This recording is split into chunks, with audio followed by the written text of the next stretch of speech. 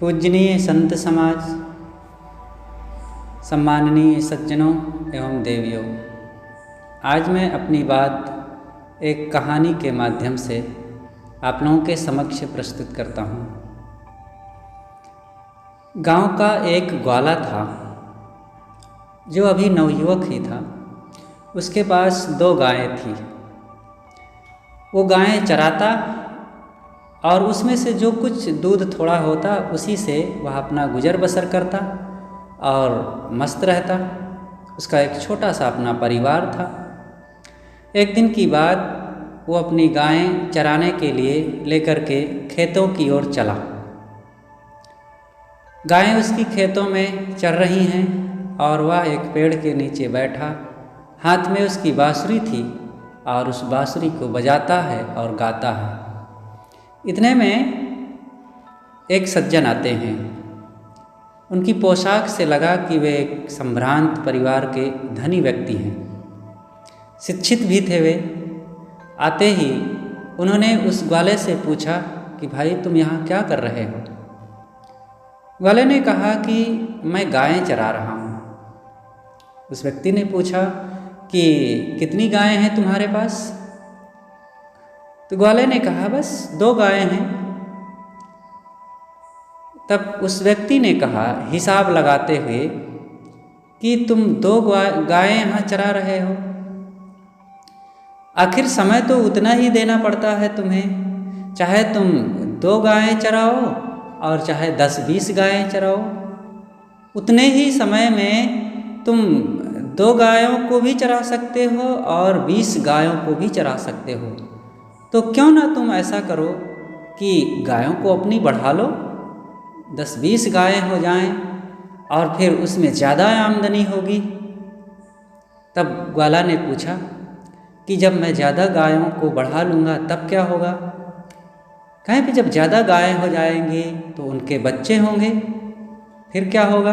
कहें बहुत दूध होगा। फिर क्या होगा? जब बहुत दूध होगा तो बेचोगे और खूब पैसे आएंगे। कहें फिर क्या होगा? कहें जब पैसे ज़्यादा आएंगे तो फिर तुम दुकान भी कर सकते हो और विवाह कर लेना। कहें फिर क्या होगा? कहें विवाह कर लोगे तो पत्नी आ जाएगी, बच्चे हो जाएंगे, फिर क्या होगा? कहें बच्चे आ जाएंगे, घर बन जाएगा और फिर तुम एक बड़े आदमी कहलाओगे। फिर कहें तब क्या होगा? कहें फिर क्या? फिर आराम से चैन की बंसी बजाते हुए घर में रहना। तब उस ग्वाले ने कहा कि इतना सारा प्रपंच करने के बाद चैन की बंसी बजाने को मिलेगी? इतनी सारी समस्या उठाने के बाद? अरे चैन की बंसी तो मैं अभी बजा रहा हूँ। और निकाला बांसुरी और जो सुंदर राग आलापा कि वो आया हुआ व्यक्ति उसको देखता ही रह गया। सज्जनों, सुखी होने के लिए हमें बहुत कुछ प्रपंच करने की, बहुत भाग दौड़ करने की, प्राणी पदार्थों के लिए सिर मारने की ज़रूरत नहीं है। सुखी होने के लिए संतोष की ज़रूरत है, सुखी होने के लिए प्रेम की ज़रूरत है। जो बहुत धन के पीछे भागते हैं तृष्णावश, अभी हम ये नहीं कह सकते हैं कि धन की ज़रूरत नहीं है, धन तो चाहिए। ये जीवन भौतिक सामग्री से बना हुआ है और केवल इसमें भौतिक सामग्री नहीं है, शरीर के अंदर आत्मा भी है, तो वह अभौतिक आत्मा भी है। तो भौतिक शरीर के लिए भौतिक चीज़ों को नकारा नहीं जा सकता, उसकी आवश्यकता है, बिल्कुल आवश्यकता है। लेकिन केवल भौतिक शरीर की सुविधा के लिए, भौतिक चीज़ों के लिए ही रात दिन दौड़ते रहना, भागते रहना, चिंता करना और रात दिन उसी के कीड़े दिमाग में कुलबुलाते रहना, ये समझदारी नहीं है। उस अविनाशी आत्मा का भी तो कुछ भाग है और सबसे ज़्यादा और सबसे महत्वपूर्ण इस जीवन में उसी का भाग है। उसके बिना यह शरीर तो 100 है, लाश की तरह है। और इस शरीर की विभत्सता और इसकी विशेषता तभी पता चलती है जब वह निकल जाता है। इसलिए सज्जनों, हमें इस शरीर के बारे में ठीक से समझना चाहिए और सुखी होने के रहस्य को समझना चाहिए कि सच्चा सुख कैसे प्राप्त होता है। आदमी चीज़ों के लिए, धन के लिए पहले खूब सिर तोड़ और हड्डी तोड़ परिश्रम करता है और इतना काम करता है, इतना भागता दौड़ता है, यहाँ तक कि भूख प्यास नींद सब कुछ छोड़ करके वो व्यापार करता है, धन कमाता है और भी अनेक चीज़ों में भागता है। और फिर कमाते कमाते धन उसको रोग लग जाता है। आजकल के रोग भी बड़े अद्भुत हैं, कहीं ब्लड प्रेशर, कहीं शुगर, कहीं डिप्रेशन, तो कहीं और कोई भयानक रोग। आजकल तो हार्ट का रोग, लीवर किडनी का रोग, कैंसर जैसे रोग, इन सारे रोगों से या तमाम समस्याओं से वह ग्रस्त हो जाता है। और धन तो खूब कमाया और कमा करके रोगी बन गया और फिर इधर घर परिवार भी बर्बाद हो गया। पत्नी को समय ना दे सका, बच्चों के साथ बैठ करके खेल ना सका, उनको अच्छी बातें सिखा ना सका और वे हो गए दुष्कर्मी और मन से सब प्रकार से उद्दंड। अब सारे धन को लगा करके भी, कमाए हुए समस्त ऐश्वर्य को खर्च करने के बाद भी ना वो शरीर को स्वस्थ कर पाते हैं और ना अपने घर परिवार की बिगड़ी हुई स्थिति को सुधार पाते हैं। तो वह धन किस काम का? पहले से संयत रहते, संतुलित कमाते, संतोषपूर्वक जीवन जीते, घर परिवार में रहकर माता पिता की सेवा करते, बाल बच्चों के साथ हंसते खेलते और उनसे प्रेम करते हुए जीवन जीते और सीमित परिश्रम करके शरीर को स्वस्थ रखते, तो क्या आज वे भूखों मर जाते क्या? आज का जीवन भी उनका बढ़िया ही बीतता और उनका बुढ़ापा भी उसी से बढ़िया कट जाता। शरीर वैसा रोगी ना होता, बच्चे वैसे बिगड़ते नहीं, तो इनका बुढ़ापा तो बढ़िया ही बीतता। वो सेवा भी करते और सेवा की ज़रूरत भी ना पड़ती ज़्यादा, और फिर माता पिता का भी बढ़िया जीवन बीत जाता। लेकिन इस तृष्णा ने तो हमारी सब कुछ को छीन लिया है ना। ये तृष्णा का जो नक्शा है, तृष्णा का जो हमारे दिमाग में घेरा है, समझ में नहीं आता है पहले, लेकिन जब एक बार इसका जाल फैल जाता है और उसमें हम काफ़ी उलझ जाते हैं, तब फिर ना इसको छोड़ते बनता है और ना इससे निकलते बनता है और ना इसमें जीते बनता है। इसलिए नवयुवक भाइयों बंधुओं से हमारा यही निवेदन है कि वे अपने मन को परखते चलें, अपने जीने के ढंग को समझते चलें और कहीं इस भौतिकता की चकाचौंध में और इस धन कमाने की होड़ में अपने को किसी खाई में ना ढकेल दें। बड़ी सावधानी से जीवन को जिएं। एक नवयुवक से बात हुई, वो इंग्लैंड जाने की तैयारी में है, अभी उसकी पढ़ाई चल रही है। मैंने उससे पूछा कि आप वहाँ जा रहे हैं तो क्या उद्देश्य से जा रहे हैं? उन्होंने कहा कि साहब पढ़ाई करूँगा, 18 महीने का कोर्स है, साथ साथ कुछ कमाऊँगा और फिर 4-6 साल रह करके धन कमाऊँगा और फिर खूब जब धन हो जाएगा फिर आ जाऊँगा, अथवा फिर वहीं सेटल हो जाऊँगा। मैं तो यही सोच रखा हूँ कि अब वहीं सेटल हो जाना है मुझे। मैंने पूछा कि किस उद्देश्य से ऐसी सोच बनाए हो, क्या सोच करके, वहाँ क्या विशेषता है? उन्होंने कहा साहब जीवन को सुखमय बनाना है, शांति चाहिए मुझे और कुछ नहीं। तो मैंने कहा कि वहाँ शांति मिलती है, वहाँ मार्केट में मिलती है कि किसी दुकान में मिलती है कि वहाँ और किसी पेड़ पौधों में फलती है शांति? वहाँ शांति मिलती है। वो चुप हो गए। उन्होंने कहा साहब वहाँ पाउंड चलता है। मतलब यही ना कि तुम पैसे ज़्यादा वहाँ कमाओगे तब शांति मिल जाएगी।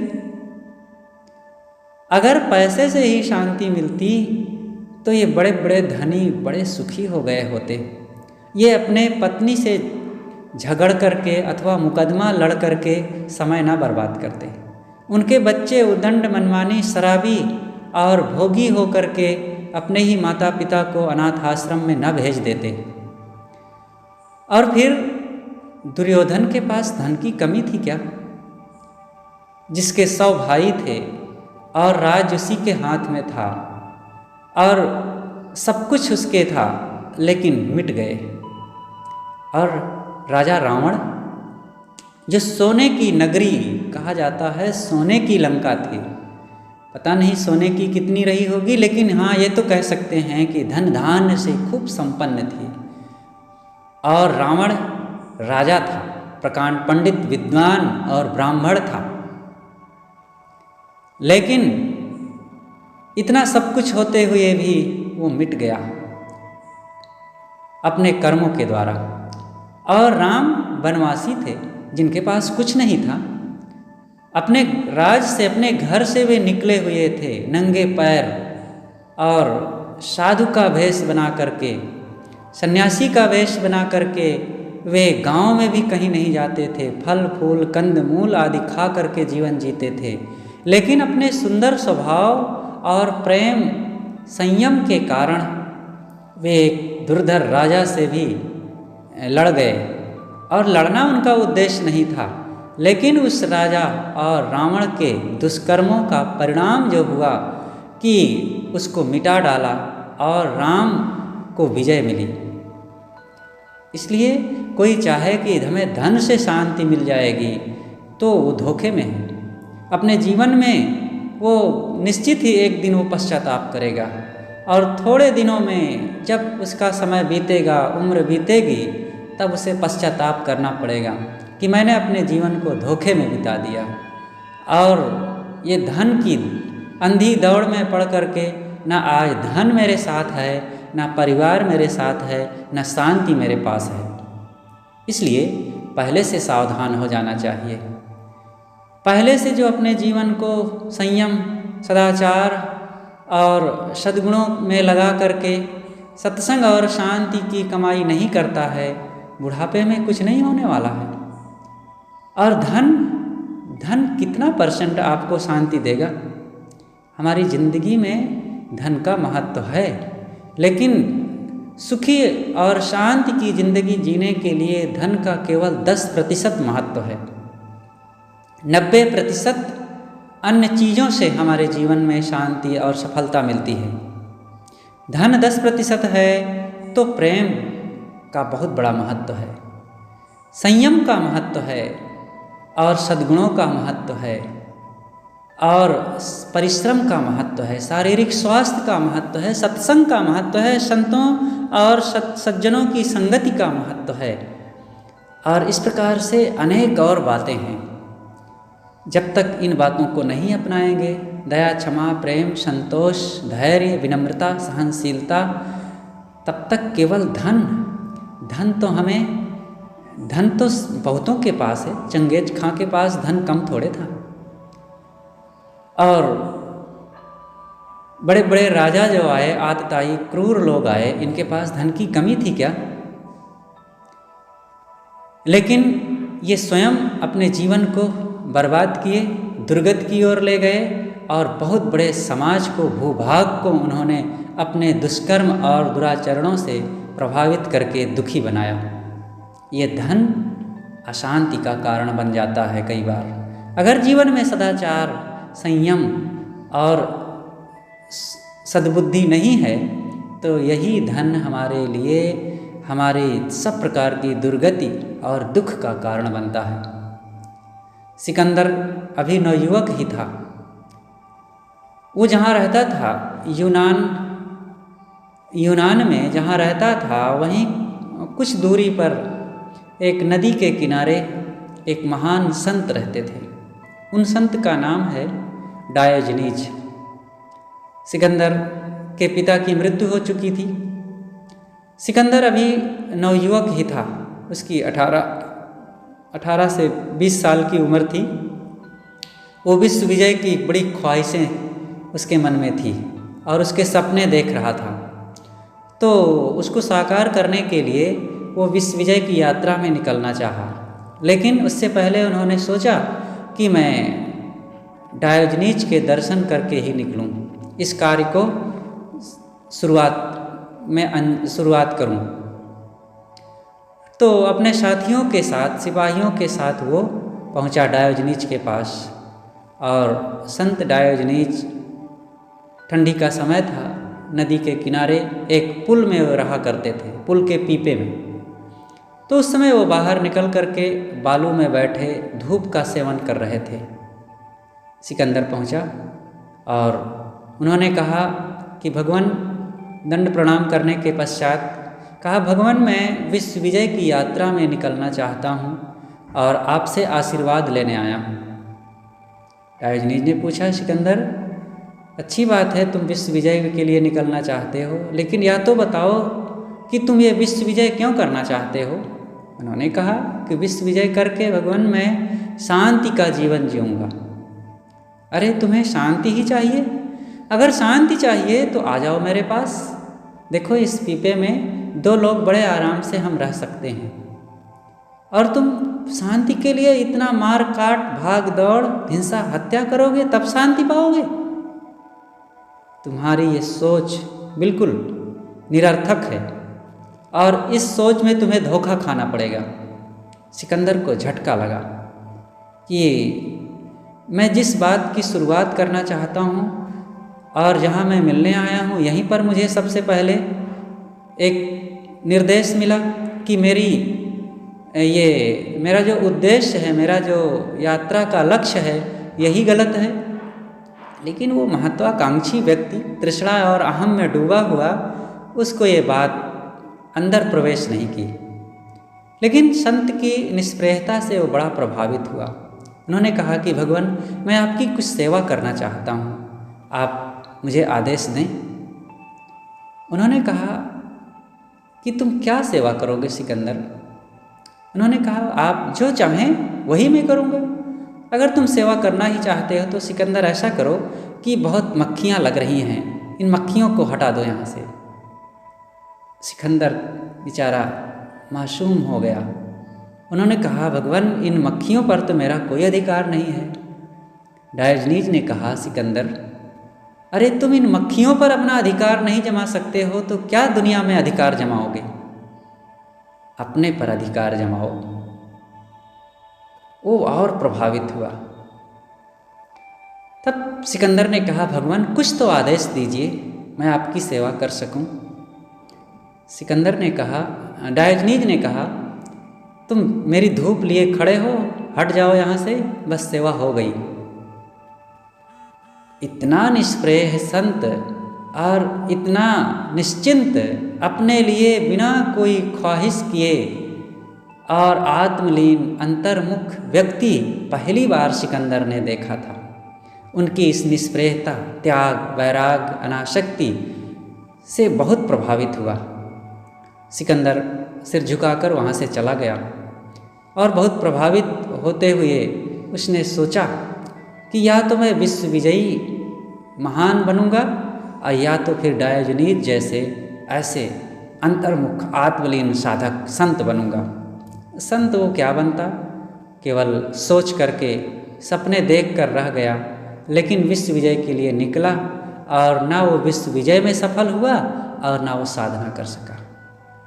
ये दुनिया की दौड़ में, भौतिकता की इस चकाचौंध में किसी की भी इच्छा कभी पूरी हो नहीं सकती।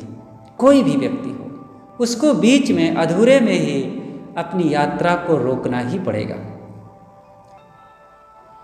2 भाई थे, वो जमीन खरीद रहे थे और जमीन बेचने वाला जो बेच रहा था उसके बेचने का ढंग भी बड़ा विचित्र था। तो उसने कहा कि ज़मीन हमारी 500 रुपये घंटा है। इसका मतलब कि 500 रुपये में 1 घंटा तक दौड़कर चलकर जितनी भी ज़मीन को आप घेर सकेंगे वह सब आपकी हो जाएगी। तो उन भाइयों में से एक व्यक्ति ने पैसा जमा किया और ज़मीन में एक जगह खूंटा गाड़ा और वहीं से दौड़ना शुरू किया। दौड़ते दौड़ते आगे बढ़ा और आगे बढ़ा। यहाँ भी बहुत अच्छी ज़मीन, यहाँ भी अच्छी ज़मीन, यहाँ मैं स्कूल खोल दूँगा, यहाँ घर बनवाऊँगा, यहाँ बच्चों के लिए ये काम करवा दूंगा, यहाँ पार्क बनवाऊंगा, यहाँ गार्डन लगवा दूंगा और यहाँ औषधालय खुलवा दूंगा। ऐसा सोचता ज़मीन को पसंद करते हुए दौड़ता रहा, बहुत दूर निकल गया। लेकिन अब उसे लगा कि 1 घंटे के अंदर मुझे लौटना भी है, और वो लौटना शुरू कर दिया। और जैसे ही लौटता है, काफ़ी दूर निकल जाने से और फिर दौड़ता रहा, अधिक से अधिक ज़मीन मुझे घेर लेना है 1 घंटे में। और वो भागते भागते सोचा कि 1 घंटा तक मुझे उस खूंटे के पास पहुंचना ही है, तभी मेरी ज़मीन ये सब हो पाएगी। और तेज़ दौड़ा, इधर शक्ति की एनर्जी शरीर की शक्ति एनर्जी घटती गई और उसकी चाल धीमी होती गई, हाँफना थकना उसका बढ़ता गया और खूंटे के पास पहुंचने के पहले ही एक जगह चकरा कर गिरा और प्राणांत हो गया। उसकी कहानी खत्म, सारी ख्वाहिशें रह गई। औषधालय, गार्डन, घर, बगीचे, पार्क सब जहाँ के तहाँ रह गए। यही है धन की दौड़। अरे ज़िंदगी के लिए धन थोड़ा सा चाहिए, थोड़ा सा भोजन, थोड़े से कपड़े और थोड़ा सा निवास, और फिर उतना चाहिए कि घर परिवार अतिथियों का गुजारा हो सके। लेकिन ये महत्वाकांक्षी व्यक्ति इच्छाओं और तृष्णा में के अंधकार में डूबा हुआ भटकता ये इंसान कभी भी शांति नहीं पाता है, केवल शांति के सपने देखता है। और ये सपने केवल देखने से नहीं पूरे होते हैं, सपने को साकार करने के लिए हमें उचित परिश्रम करना पड़ेगा। और संसार की भौतिकता की और इंद्रियों को भोगों से सींचने की जो इच्छाएं हैं, उधर वो मेहनत करता है तो काफ़ी कुछ सफल होता है। लेकिन उसकी इच्छाएं सफल होने का मतलब यहाँ मैं नहीं कहता हूँ कि सारी इच्छाएं उसकी पूरी हो जाती हैं। हाँ, कुछ चीज़ों को पा जाता है, कुछ भोगों को भोग लेता है, लेकिन उसकी इंद्रियां और भोगों के लिए दौड़ने लगती हैं, उसका मन और चंचल अशांत बनता जाता है और अंततः उसको अधूरे में ही गिरना पड़ता है। इसलिए सज्जनों, अगर हम शांति चाहते हैं तो बहुत संभल करके जीवन को जीना होगा, नहीं तो यहाँ ये जीवन जो इतना बेशकीमती है, मानुष तन सद्गुरु मिलन मोक्षो ही इच्छा होए, दुर्लभ तीनों परम है पाए सुयोग न खोए। ये मनुष्य शरीर मिला हुआ है, ये मनुष्य शरीर का मिलना ही बड़ा दुर्लभ है। 3 खानियाँ, इनमें लाखों प्रकार के प्राणी हैं और इन सब से सर्वश्रेष्ठ ये चौथी मानव जीवन की खानी है, मानव शरीर का मिलना। लाखों प्राणियों से भिन्न क्वालिटी हमें ये शरीर मानव जीवन का मिला हुआ है, मानव तन मिला हुआ है, बड़े दुर्लभ। ऐसी समझ, ऐसी बुद्धिमानी, ऐसी स्वस्थता और ऐसी सक्रियता, ऐसे संसार में हमें जीवन जीने की क्षमता जो मिली हुई है, अद्भुत है। और ऐसे सुयोग को पाने के बाद बहुत लोग पाए हैं, लेकिन सद्गुरु का मिलना और दुर्लभ है। मनुष्य शरीर तो बहुत लोग पाए हैं, आज कहा जाता है लगभग 7.5 अरब से ज़्यादा मनुष्य हैं, लेकिन क्या वे सब लोग बड़े सौभाग्यशाली हैं जो नाना प्रकार की शारीरिक, मानसिक और परिस्थिति जनित पीड़ाओं को झेल रहे हैं और सब प्रकार से दोष दुर्गुणों में डूबे हुए नाना यातनाएं सह रहे हैं? सबको तो सौभाग्यशाली नहीं कह सकते, लेकिन चलो अन्य प्राणियों से उठ करके उनको मनुष्य शरीर मिला। लेकिन मनुष्य शरीर मिलने के बाद भी वे उनसे ज़्यादा सौभाग्यशाली हैं जो सद्गुरु संतों के दर्शन किए और उनकी शरण में जाकर के आत्मज्ञान की शिक्षा को प्राप्त किए। लेकिन ऐसे लोग भी बहुत मिल जाएंगे जो संतों के पास पहुँचे हैं और गुरुजनों से जुड़े हुए भी हैं, लेकिन वे भी उतने सौभाग्यशाली नहीं हैं कि जितना लोगों मुमुक्षा प्राप्त करना, मोक्ष की इच्छा होना, बहुत संतों और सत्संग में जाने के बाद भी मोक्ष की इच्छा कितने लोगों को उत्पन्न होती है? बहुत थोड़े लोग। मनुष्य शरीर पा करके संतों के पास जाने के लिए, सत्संग में जाने के लिए सोचना, ये विचार ही लोगों में नहीं उत्पन्न होता। लेकिन बहुत लोगों में उत्पन्न हुआ है, तो अब मोक्ष की इच्छा नहीं उत्पन्न होती है। बस जाते हैं, सुनते हैं, अच्छा लगता है, आ गए, काफ़ी बातें जान गए और कहने सुनने में अब उसका उपयोग भी हो रहा है, लेकिन मोक्ष की इच्छा नहीं होती। मोक्ष की इच्छा होना ये सर्वोत्तम है। और फिर इच्छा उत्पन्न होने के पश्चात उसमें सफल होना, उसको जीवन में चरितार्थ करना, ये परम लाभ की बात है। और ये महालाभ किसको प्राप्त होता है? कोई साधक को, कोई आत्मसंयमी को, कोई जो सत्संगी और सब प्रकार से अंतर्मुख होकर के जीवन को जीता है, उसको ये प्राप्त होता है। और ऐसा संयोग, ऐसा ये मानव जीवन का दुर्लभ क्षण केवल इंसान के लिए ही सुलभ है। और इतना बढ़िया मौका पा करके केवल हम इंद्रिय भोगों में, ये धन रुपए और कागज के और चांदी के लोहे के सिक्के बटोरने में समय को गंवा दें। अरे इन सिक्कों को क्या करोगे? एक बार अभी कुछ वर्ष पहले मैंने एक सर्वेक्षण खोज की जानकारी को पढ़ा था कि आज से लगभग 20 या 25 साल पहले अमेरिका में एक बैठक हुई, जिसमें दुनिया के चोटी के धनवान लोग, जो सबसे ज़्यादा धनी लोग वहाँ इकट्ठे हुए, उनकी बैठक थी। थोड़े लोगों की बैठक, जिसमें 10 लोगों को दुनिया के सबसे ज़्यादा धनवान घोषित किया गया। और उन 10 लोगों को उस मीटिंग के बाद, जब मीटिंग हुई, वो 30 साल हुए कि और ज़्यादा हुए, लेकिन उन 10 लोगों की मृत्यु का बायोडाटा जब मिला उसके कुछ वर्षों के पश्चात, तो वो इस प्रकार से था। 3 लोग जेल में मरे, 3 लोगों ने फांसी लगा करके, जहर खा करके आत्महत्या कर लिया, 2 लोगों का दिवालिया निकल गया, एक व्यक्ति घर से भाग करके अकेलेपन में जा कर के मरा, और एक व्यक्ति अपने ही घर में निराशाग्रस्त होकर के मरा। ये 10 सर्वश्रेष्ठ धनवान उद्योगपति और दुनिया के वो वाहवाही प्राप्त करने वाले व्यक्ति थे, जिनको धन के मामले में सबसे ज़्यादा श्रेय प्राप्त था, और वो अपने को बहुत महसूस कर रहे थे कि हम दुनिया के सर्वश्रेष्ठ व्यक्ति हैं। लेकिन सर्वश्रेष्ठ व्यक्ति वह नहीं है जिसके पास ये रुपए पैसे धन जमीन है। सर्वश्रेष्ठ व्यक्ति वह है जिसके पास आत्म शांति है, जिसने अपने आप को पाया। तुमने धन पाया, घर पाया, जमीन पाया, लोग पाया, भीड़ पाया, मान सम्मान पाया, राजकाज पाया, देश दुनिया को पाया, तो कुछ नहीं पाया जब तक अपने आप को नहीं पाया।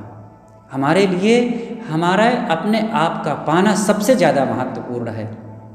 और हमने अपने आप को खो करके अगर दुनिया की चीज़ों को पाया तो क्या पाया? ये चीज़ें कितने दिन रहेगी तुम्हारे साथ? अरे आजकल में ये शरीर छूट जाएगा, और शरीर छूटा भी ना अगर कुछ दिन, और शरीर रहा और रोगी हो जाओगे, तो भी ये धन तुम्हारे क्या काम आएंगे? रो रो करके दर्द, पीड़ा, कष्ट, असमर्थता, लाचारी में तुम्हारे ये नौकर और परिवार के लोग और बड़े बड़े सिपाही गनर, ये सब जहाँ के तहाँ रह जाएंगे, और बिस्तर पर कराहते हुए और दुख, दर्द, पीड़ा से छटपटाते हुए समय बीतेगा। और निश्चित ही एक दिन वह समय भी आ जाएगा कि ये सब को छोड़ करके, करोड़ों की संपत्ति हो चाहे अरबों खरबों की संपत्ति हो, छोड़ करके अकेला चल देना होगा। सिकंदर जब चला दुनिया से दोनों हाथ खाली थे। ये जो कहावत है कि इकट्ठे कर जहाँ के जर सभी मुल्कों के माली थे, सिकंदर जब गया दुनिया से दोनों हाथ खाली थे, ये केवल कहने की बात नहीं, ये सच है। सिकंदर विश्व विजेता अपने को घोषित कर लिया था और बहुत सारे देशों पर विजय प्राप्त कर लिया, बहुत बड़ी सेना, बहुत बड़ा राज, इतनी बड़ी हुकूमत उसके पास थी, लेकिन वो एक ऐसा अभागा व्यक्ति कि जन्मा कहीं और मार काट करते हुए भाग दौड़ करता, लड़ता, कहीं समय बिताया और अंतिम में मर गया कहीं। अपने देश लौट करके अपने उन भाई बंधुओं, परिवार और बाल बच्चों से मिल भी ना सका। ये चीज़ों की, भोगों की अंधी दौड़ में, अधूरे में ही, बीच में ही ये जिंदगी रुकना ही है और पछताते, रोते, झंकते हुए समय बीतेगा। आज का जीवन अशांतमय रहेगा और मरने के बाद वही बुरे संस्कारों को लेकर के वो जाएगा और फिर ऐसी नीच खानियों में और दुखों की जगहों में गिर करके वो दुख पर दुख भोगता रहेगा कि जिसका आदि अंत नहीं होगा। इसलिए सज्जनों और साधकों से यही निवेदन है कि अगर अपने जीवन को खुशहाल बनाना चाहते हैं, शांतिमय बनाना चाहते हैं, शांति की सच्ची उनकी प्यास अगर है, तो वे अच्छी संगत पर सबसे पहले ध्यान दें। इसके बाद फिर वे अपने स्वभावों पर ध्यान दें कि अपने स्वभाव में दोष, दुर्गुण और दुराचार का सर्वथा त्याग करें और फिर अपने मन में सद्गुणों को स्थान दें। संत गुरुजनों के प्रति सेवा, भक्ति और विनम्रता अपनाएं और मन में दया, क्षमाशील, संतोष, संयम, उदारता को अपना करके अपने स्वरूप को पहचानें। इंद्रियों में संयम हो और आत्मसंयम करते हुए ज्ञान, विचार, विवेक और साधना की रहनी को अपनाएं और फिर इसी आत्मिक यात्रा में ध्यान का लाभ भी प्राप्त करें और एकांत में बैठ करके अपने आप का चिंतन करें और जीवन की वास्तविकता पर गहरी दृष्टि डालें कि ये जीवन की सच्चाई क्या है। ये जीवन प्राप्त हुआ है जब तब हम अकेले थे, नंगे थे, कुछ भी नहीं था हमारे पास। आए, धीरे धीरे देश दुनिया को पहचानने लगे, चीज़ें बढ़ने लगी और इच्छाएं जगने लगी और दुनिया को समेटने लगे। समेटते समेटते समेटते इतना समेटे कि आज उसको हम मन से भी नहीं सोच पाते कितना समेट लिए हैं। लेकिन ये फिर एक दिन बिखरना है, रहेगा नहीं और एक समय आएगा कि सबको यहीं छोड़ करके यात साम मुस्तो यथा लब्ध्वा पिचा बहुलाभान चिरम भुक्त्वा सुखान्यपि रिक्त हस्तश्च नग्नश्च यात साम मुस्तो यथा। बहुत लाभ पाया और लंबे समय तक सुख भोगा। चिरम भुक्त्वा सुखान्यपि, और लेकिन अंतिम में क्या हुआ? रिक्त हस्तश्च, खाली हाथ, नग्नश्च, नंगे बदन, यात साम मुस्तो यथा, यहाँ से चले जाते हैं जैसे चोरों द्वारा कोई लूट लिया गया। यही तो होना है, तुम्हारे घर को, तुम्हारे धन को लूट लिया जाएगा। गंडवा की डोरिया तोरी लड़ाइन जो कोटिन धन होई हो। चाहे तुम करोड़ों की संपत्ति छोड़ करके यहाँ से जाओ, लेकिन तुम्हारे कमर की करधनी को भी तोड़ लिया जाएगा एक दिन जब शरीर छूटने लगेगा तो। अरे एक बार की बात, एक माता का शरीर छूटा तो उसके बच्चे सोचे कि अभी हल्ला गुल्ला करेंगे, रोना चिल्लाना शुरू करेंगे तो लोग आ जाएंगे।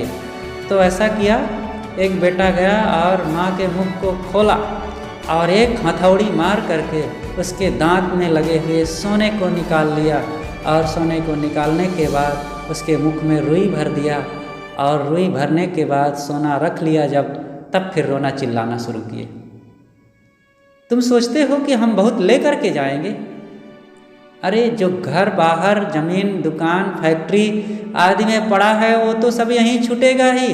तुम्हारे शरीर में कुछ लगा है, कुछ पहने हुए हो और मुख के अंदर भी तुम डाले हुए हो तो भी उसको लोग निकाल लेंगे। क्या समझ रखे हैं, किसको जाएगा साथ में? ये अविवेक में तो यही लगता है कि हम दुनिया को समेट कर अपने साथ ले जाएंगे, लेकिन कुछ जाने वाला नहीं है।